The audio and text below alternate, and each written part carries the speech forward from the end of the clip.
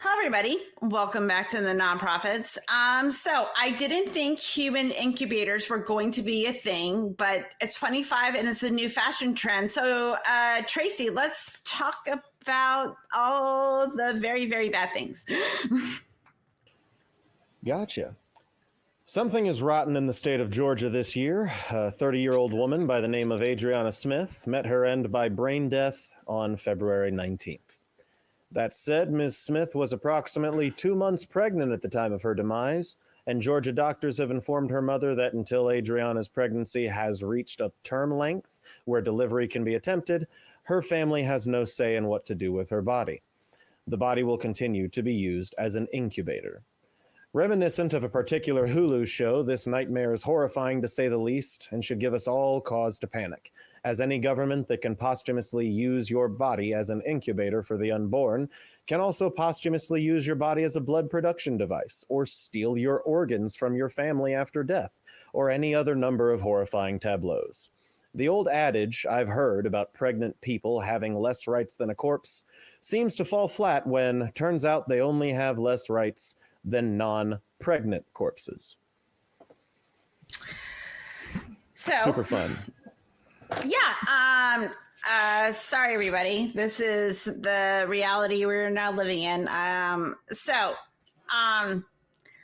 be clear, so Adriana was 30 years old and she was declared brain dead in February of 2025. Despite she is legally dead, she is being kept on life support due to Georgia's strict abortion laws, which prohibit abortion after fetal cardiac activity is detected, typically around 6 weeks into pregnancy. I live in Florida. This is the same law.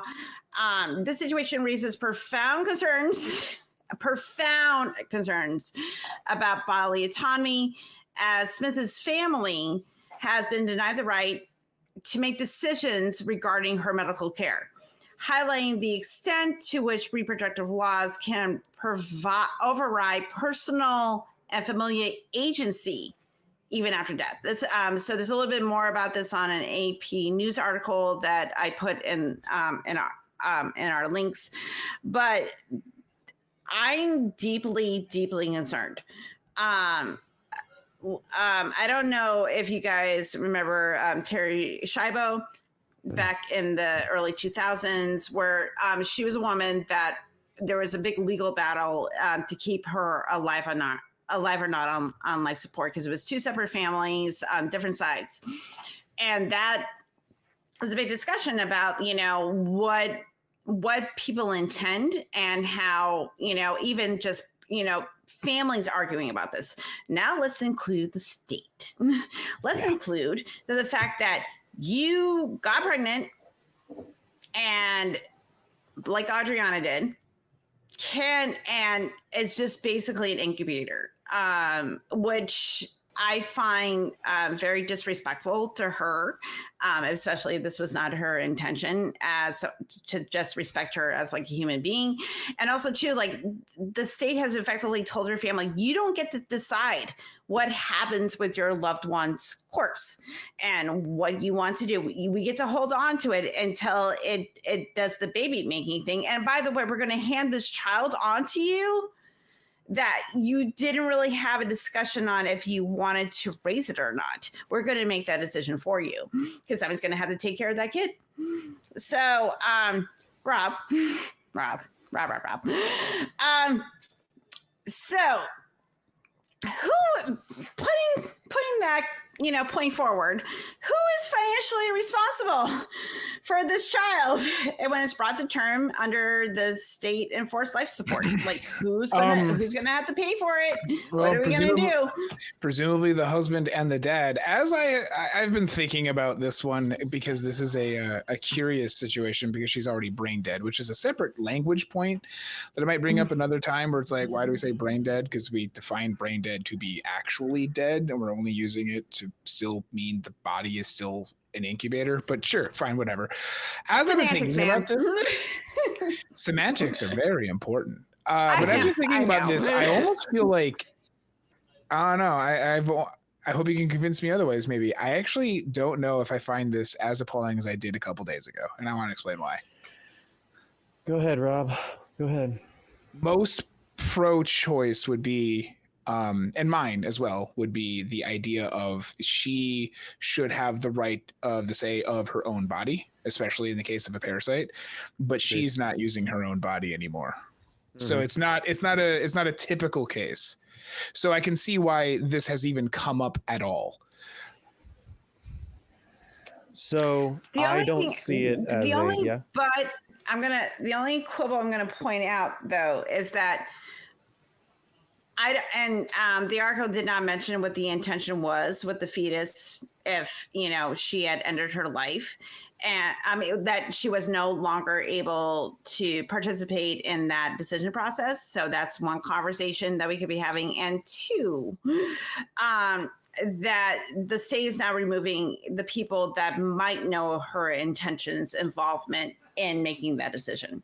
Oh yeah, which is also super bad. And to actually answer your question from earlier, who's going to pay for it? There is a father. Presumably, they're going to pay for it. I was going to say this is the clearest position of pro-birth ever because we're going to get that baby by any means necessary. I just wanted to throw in the spanner of just like, most of my pro-choice arguments are for the person using their actual body, of which she's not using her body anymore. So yeah, but I'm going to do my job and give quibbles and ask follow-up questions. I'm doing my job. Tracy, how do you feel about this? This is so great. Hit me, dude. I love living in a patriarchy. It's so great. It's fantastic. So Rob, I don't see this as I don't see this as a discussion where being pro-life or being pro-choice or being pro-birth or being pro-whatever in that particular discussion. I don't find that to be relevant. And I think you said something to that effect. I don't find it to be relevant at all. As humanists, which I believe all in the panel are, one of the things that I've dealt with in my journey along humanism is, okay, well, the person who is dead is no longer using their body. So why don't we eat it? Why don't we supply it to people who would do terrible things to it as a substitute for doing that to people who are still in their body? The reason that we allow you to have control to a certain extent and to have your family have control over your body after you die is because that is conducive to your mental health while you are alive. To guarantee that. Now, they've removed her family from the decision-making process, which is already part of a problem, and we don't have access, as you both have said, to her wishes at all. So this is a complete disregard for one of the core principles of the handling of bodies after death that you ultimately get to decide. I don't get to take your organs even though I need them after you die, unless you consent to it beforehand. Same thing with this child or this fetus, however we want to refer to it. I don't really care. Unless we have the express permission of Adriana before her death, we don't get to do this. This is organ donorship in the extreme against her will because we don't have access to her will. I'm really glad you specifically said organ donorship, because as we were bringing this up, I wondered, like, what if we have no idea what she is, and I'll bring this back around. What if she was an organ donor? I could see a thing saying, well, we're just going to donate the entire body as the incubator. And I completely agree. Yes, you're completely right in that the thing that I am now convinced of is not necessarily the thing that is actually happening, like the incubation ship. It's everyone around her has been pulled away from their ability to participate within the death process. The state is interfering in it. That is the problem that I've now had, because I wondered, like, well, what if this was happening in not a particularly religious sense? Would other people be upset? And then I thought, extreme organ donor, and like in that case, Rob, I don't know if I bring hate up it. a really you bring up a really good point as someone that lost a very dear friend that they were totally brain dead, that their mother had to make the terrible decision, heartbreaking decision to take them off of life support, because she was a trained nurse and knew what was actually going on, which we're talking about, like brain death versus like death. I have to imagine that what you brought up about like not being able to go through the process, you are delaying it, and then you're adding the burden on of a child. Yeah. You're adding that to what is already a traumatic experience, where a young woman, she's only 30, is, not alive anymore. And the state has said, oh yeah, by the way, screw you on actually mourning for your child and everything that's going on. We're going to keep her alive, technically, so she can, birth, incubate and birth this baby. It's disgusting. One, and two, that the lack of understanding of mental health and trauma that happens to people if you're forced in certain situations is may not be conducive in the long term to how this child is raised. And we don't know the long-term consequences of those things. I'm hopefully these people are kind people and will raise their child, and understand, the situation going forward. But we don't know that, and there's a lot of unknowns here. And the fact that the state is saying, like, well, screw you, you don't get to make that decision anymore. We're going to make this, use this woman's body as an incubator, which she doesn't have the right or not to consent to. Yeah, that's what we're dealing with, because is she still a person? You brought up a good point. Is this personhood? Yeah, if this was an article that came about due to the wishes of a family that's doing this to their own family, then I think it would end up being extremely different. But Tracy has well compelled me. And the problem is that it is the state, because then that's why we do end up having questions like, well, who's going to pay for it? Because if the family had decided to do this, which they did not, then like clearly that's being taken care of. But because the state is getting involved, then people are being held hostage into being forced into positions that they may not even be aware of or ready for. Right. And that's the thing that, kind of, is the sticking point with this particular case. And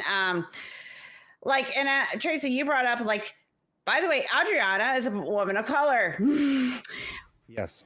If this was being done, let's just say, with, like, as you pointed out, like by a wealthy white woman, and the exact same thing was happening, would there be more backlash? Would there be more reactionary stuff? Or is it this whole idea that, that still exists in the United States, unfortunately, that, people of color are less than, So I don't know, because I can't look into alternate universes where this may have happened to a wealthy white woman. And I don't know how wealthy Adriana was.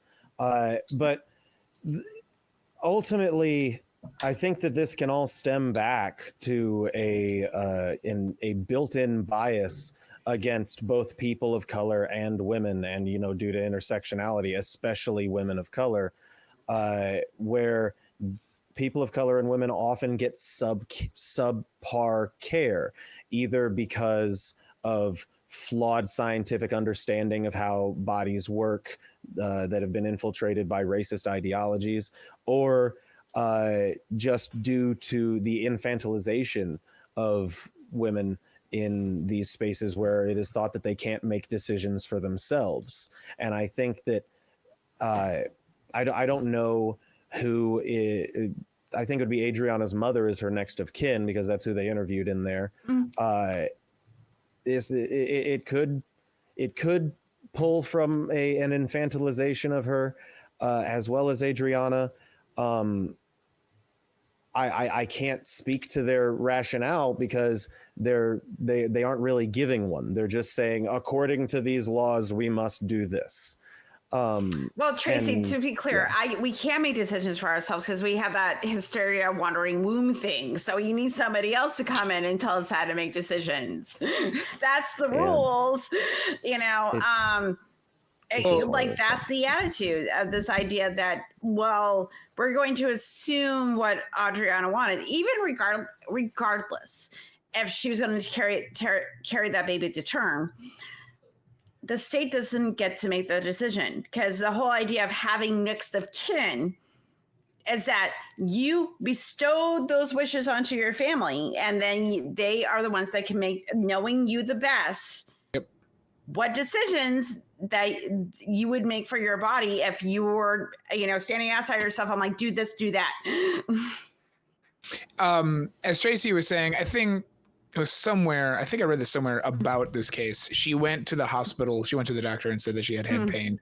And then they, I don't know if the article meant to be as flippant about it as it seems to be, but she went in and said, I have head pain. And then they gave her some pills and said, go away. Probably not like that. Just they gave her some, yeah. And then, to be fair, I've experienced that in a hospital. And you're a woman. Someone with chronic pain, I've experienced that. So if she did experience that, not surprised, but also at the same time, not great. It was only in the last few decades that women, that female, phenotypically female persons were used in clinical trial studies for medications. Prior to that, they were using primarily, if not exclusively, phenotypically male individuals, and then just extrapolating that, okay, so women are like little men, so we can just give them less. And then there's the built-in stuff, it's not surprising to me this is happening in the land of traitors, but there's the built-in presupposition or preconceived notion that in a lot of doctors' minds that black people are just sturdier than white people are. And this harkens back to a time when they were used as farming equipment regularly. And so when you have the intersectionality of thinking that a person of a specific race is sturdier than a person of another race, as well as that, these people are infantilized and don't need as much medication, it can make a really tough cross section there for women of color. We're considered to have a higher pain tolerance. Yeah. Pain is subjective. Pain is entirely subjective. How do we measure tried that? to measure it several times, and I don't think they can do it. It's completely subjective. So, and also too, like, what kind of really bothers me about this is the fact that racial bias is built into it. This bias about women is built into it, that we're not autonomous people. We're basically incubators and broodmares under the current perspective of the people that are making these laws. And I don't think there's enough appreciation for why this matters. But like, we can argue like what she wanted, intended or not intended. I don't know this woman. I don't know her family. I don't know her intentions. But the fact that the state gets to come in and tell you what you can and cannot do with your body to the extreme that your courts can be used. That's the most disgusting thing about this, because not only they're fighting against, people, that can have children, whether or not, we get to make those decisions, that even after death, you don't get to make those choices. We're going to make them for you. I think that you're 100% right. I think the both of you have hit on it, and we've talked about it several times, that the biggest issue here is that we just don't have access to what Adriana thinks. And if she, Rob, the thing you brought up about the organ donation, if she were registered as an organ donor and clicked the box that said, all usable, then you know what? I would back the hell off. Only in the case that the families were also down. I agree. I disagree on that point. It's not, they don't Really? have a say in whether she can donate her organs.